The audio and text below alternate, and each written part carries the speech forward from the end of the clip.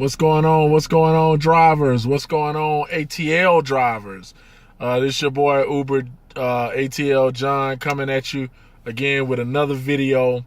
Trying to just give knowledge on my experience of here driving with Uber. Now going on close to 2 years. Been out here in the game doing the rideshare thing and trying to make it happen, and just want to spit some knowledge to you on the things that I've learned. You know, just coming into the YouTube thing. Subscribe to the page.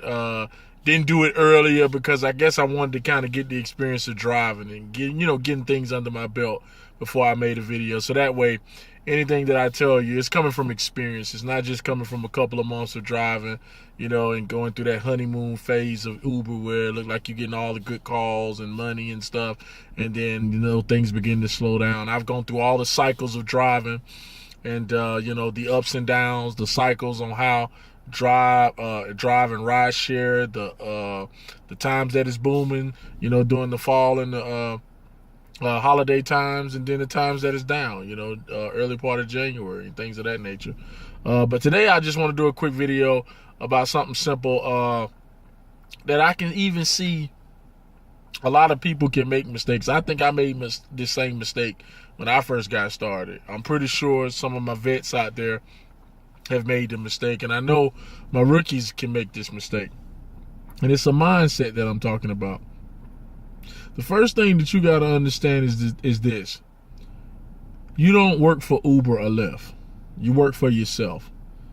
And that's important because, many people will tell you, well, this rideshare thing isn't working, or I'm not making any money out of it. And here's the deal. Sometimes it does have to do with the market that you're in. Sometimes it does have to do with the city that you're in. But don't let it be because of effort.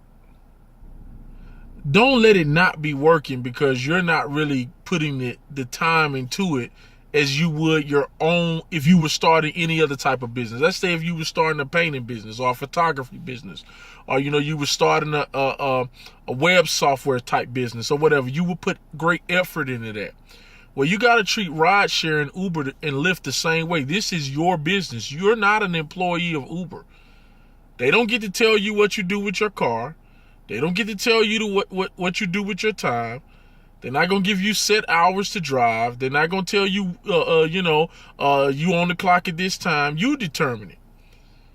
If you one of these cats that's going to roll out of the bed late and, you wondering why you only bring it home after being on the clock, 7 hours or something, you got $60, well, you're not getting out there early enough. You're not putting the effort in to really get out there and get when the rides are. You got to learn the cycles of your city. You got to learn the events. You have to get out there and drive. There is money to be made in Uber and Lyft. There is money to be made. You can make a living doing this and take care of an apartment, a house, a car note, kids. You can do it. It's there. But you got to treat it as it's your own business. You cannot come in as you're an employee. Don't let people disrespect your car. Well, I'm going to tell Uber. Tell Uber, I don't care. Because Uber don't own this car. I own my own car. Every car that I have, this car that I'm driving, my Suburban, I own those cars. That's why I'm not a big fan of the leasing program. But I know, hey, you got to do what you got to do to make the money so you can buy a car later on down the road. But that should be your goal, to get out of that leasing program and to get yourself in your own automobile that you own.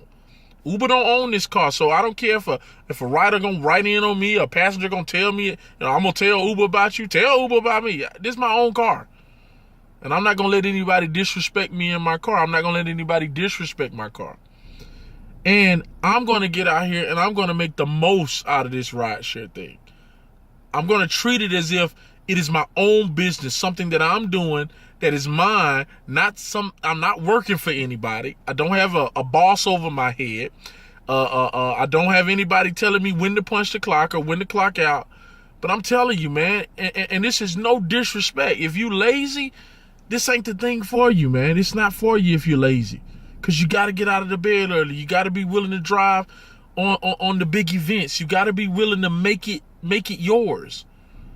And I'm telling you, if you do that, you'll find great success with Uber, great success with Lyft.